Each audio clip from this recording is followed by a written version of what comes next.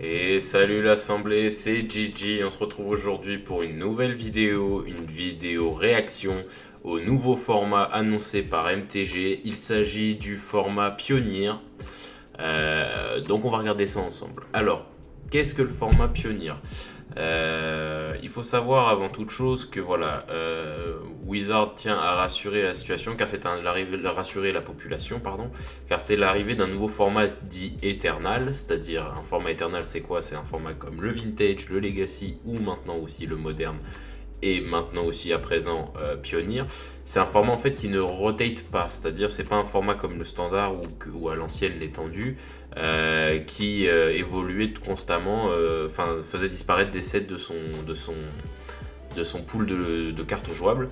Le standard, voilà, tous les X mois, il y a un format, il y a un bloc qui sort, puis un bloc qui rentre, et ça fait que le format est constamment en évolution. L'étendue à l'ancienne aussi, c'était pareil, sauf que c'était 3 blocs.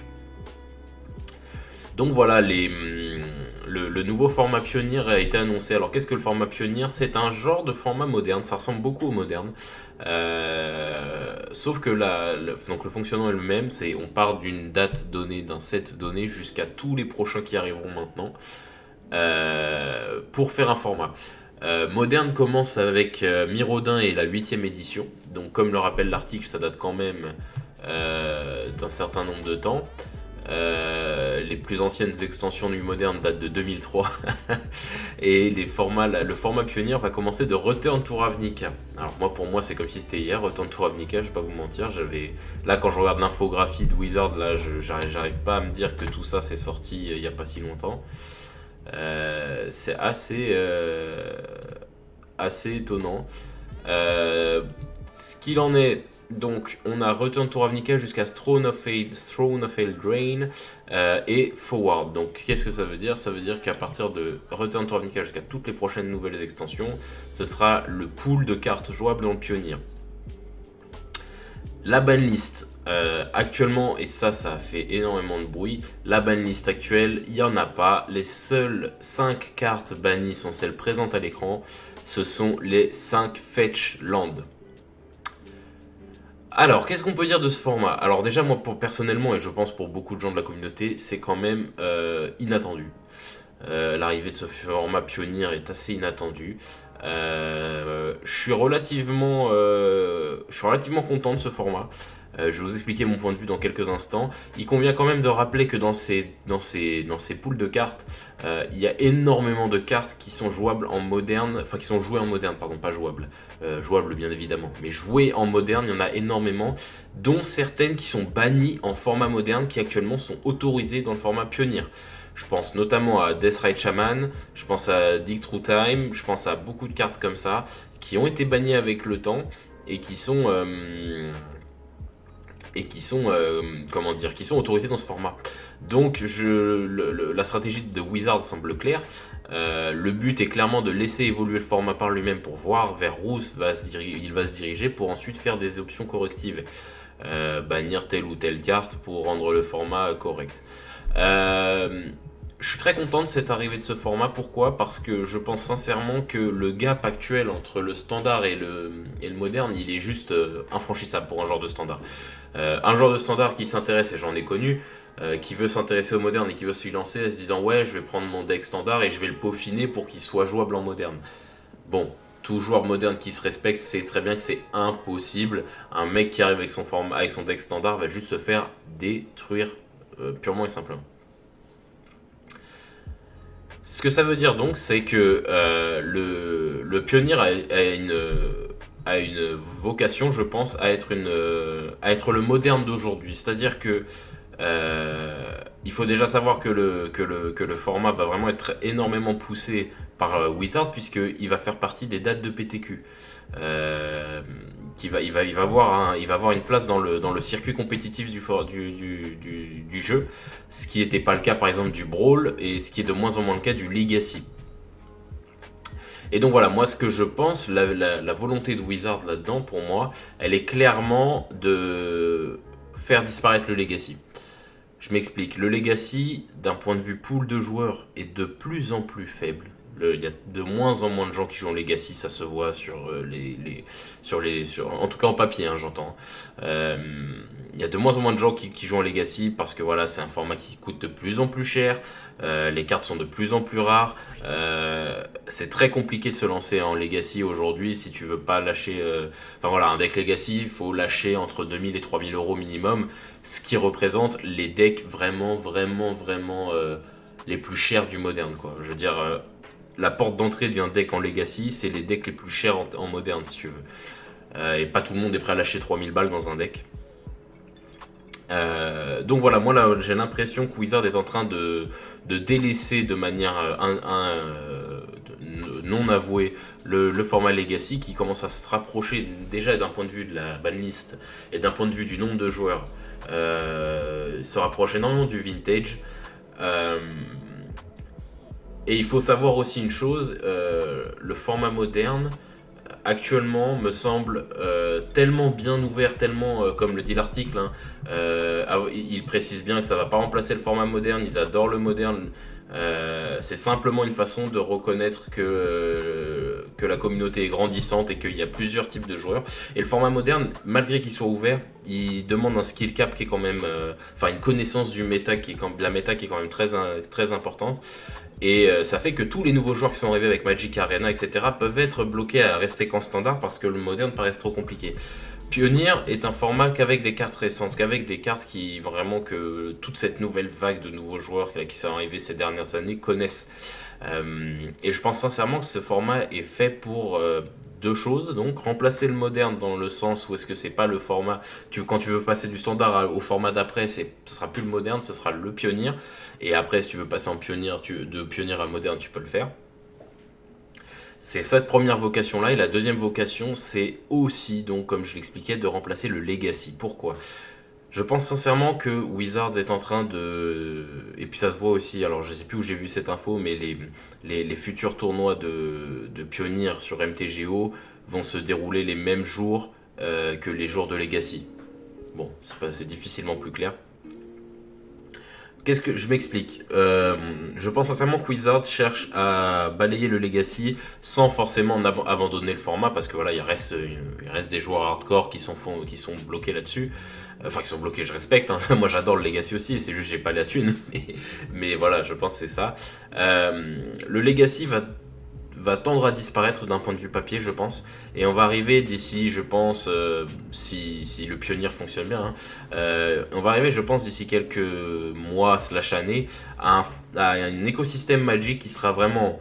Les hardcore gamers joueront en moderne, les mi-casu, mi-hardcore, ce qui représente une partie du moderne et du standard actuellement, se rassembleront autour du Pioneer. Et les nouveaux joueurs... ça s'accapareront vraiment le standard. Attention, je dis pas que le standard n'est fait que de joueurs nouveaux, pas du tout. Hein. Il y a des joueurs 1000 fois meilleurs que nous tous qui jouent en standard. C'est juste voilà, le point d'entrée généralement, il se fait d'un nouveau joueur, un mec qui découvre Magic, il va commencer par faire du limité avec des drafts. Il va ensuite s'intéresser au standard pour commencer à faire du construit. Et après, quand il aura fini le standard, il va généralement commencer à s'intéresser au format Eternal et à l'ancienne. Enfin, maintenant c'était encore le moderne jusqu'à l'arrivée du Pioneer. Le rajout de cette étape-là, je trouve, dans le process de maturité d'un joueur, elle est vachement intéressante. Pourquoi ? Parce que je pense que dans un premier temps, les cartes là qu'on nous présente, Return to Ravnica, Gatecrash, Dragon Maze, jusqu'à Hour of Destruction, etc. Ce sont des cartes qui ont eu un réel impact sur les autres formats Eternal. Je veux dire, on a quand même eu dans un Enquête on a eu beaucoup de cartes qui sont arrivées, qui ont changé le moderne à leur époque. Comme je l'ai expliqué, il y a eu aussi les Fetch, Akan of Tarkir, etc. et Return to Ravnica. Les possibilités qui ont apporté ces cartes, enfin ces formats-là, ces blocs-là dans le format moderne étaient vraiment énormes, quoi. Dominaria, bien évidemment. War of the Spark, encore récemment, qui a apporté son lot d'abominations à base de Teferi et de Karn. Voilà, toutes ces cartes-là sont quand même des cartes qui sont intéressantes et qui favoriseront la conversion aussi d'un joueur pionnier vers un joueur moderne. C'est-à-dire que le format moderne actuellement est quand même beaucoup basé autour de ces extensions-là. Je veux dire, aujourd'hui, si tu veux jouer en moderne, bon, hormis les fetch qui sont là bannis, mais je veux dire, si tu veux jouer en moderne, t'as quand même beaucoup de cartes ici qui sont utiles. Autre chose, pour réfléchir maintenant à la division que ça va faire. Est-ce que le format moderne va mourir de lui-même? Parce que malgré que Wizards dit on adore le moderne, il y a forcément des gens de moderne qui vont switcher sur le pionnier. Alors moi je pense qu'il y a des chances que oui. Il y a des chances que le format soit impacté. Alors il va pas mourir, mais je pense qu'il va quand même subir. Pourquoi? Parce que ce que n'aiment pas les gens dans le moderne, de ce que j'en vois et de ce que j'en connais, ce que n'aiment pas les gens en moderne, c'est un certain nombre de cartes. Il y a des nombres de cartes, il y a certaines cartes qui pourrissent le jeu pour certains d'entre nous, qui ne sont pas présentes dans Pionnier. Je pense notamment à, entre autres, Calice du Vide, Ensnaring Bridge, Tron, bien évidemment. Alors, je suis pas là pour faire un jugement de qu'est-ce qui est bon, qu'est-ce qui est cheaté, qu'est-ce qui est abusé ou pas. Je dis juste c'est un fait, les gens râlent auprès de ces cartes-là. Moxopal, et j'en oublie certainement. Voilà, beaucoup de cartes qui sont situées avant Return to Ravnica, Blood Moon aussi, pardon, qui font que le format, certains n'aiment pas le format. Donc, tous ces gens un peu frustrés, dont j'ai pu faire partie à certains moments, d'Ensnaring Bridge, de Calice, de Tron, seraient tentés de rentrer dans ce format où ça existe juste pas en fait. Et les gens voient beaucoup ce format-là comme un format bien plus fair. C'est quand même un format où est-ce qu'il y a Kaladesh, donc Fatal Push. C'est un format où est-ce que vraiment ça va. Je pense qu'on va retourner aux fondamentaux de chez fondamentaux dans ce format. Moi je suis très intéressé. Je dis pas que je vais quitter le moderne pour le pionnier parce que j'adore le moderne avec ce qu'il y a dedans, ce que j'ai cité. Néanmoins, si je peux y mettre une réserve à titre personnel, je trouve que le gap entre les deux formats il est pas immense. Hein.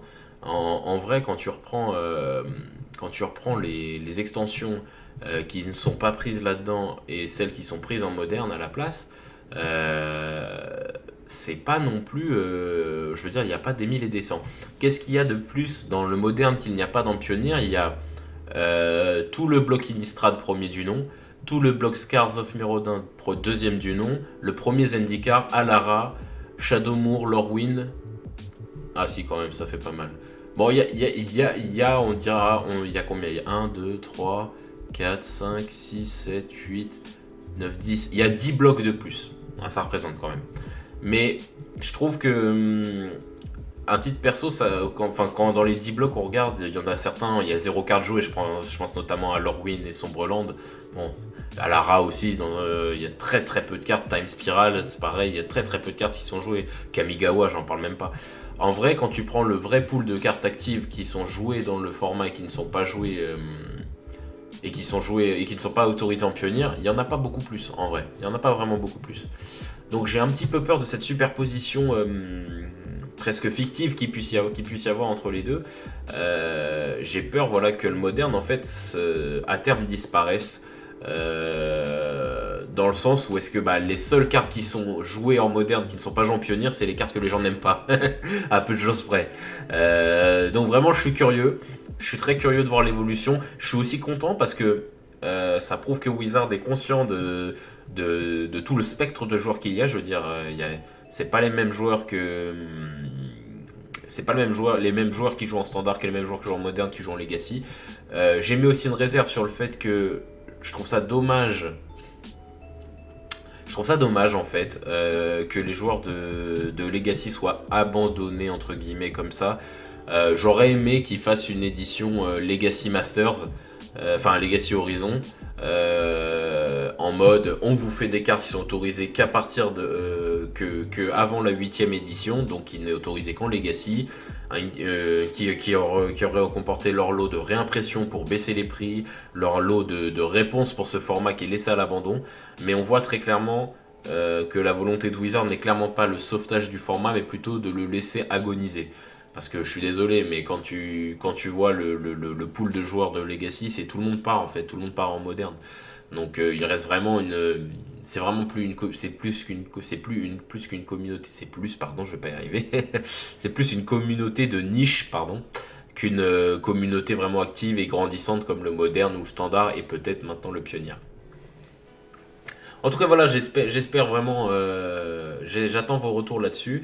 Moi, j'espère que c'est un format qui va fonctionner parce que je trouve le pool intéressant. Écoutez, si demain le moderne n'est plus joué, bah écoutez, on switchera sur le pionnier et puis c'est tout.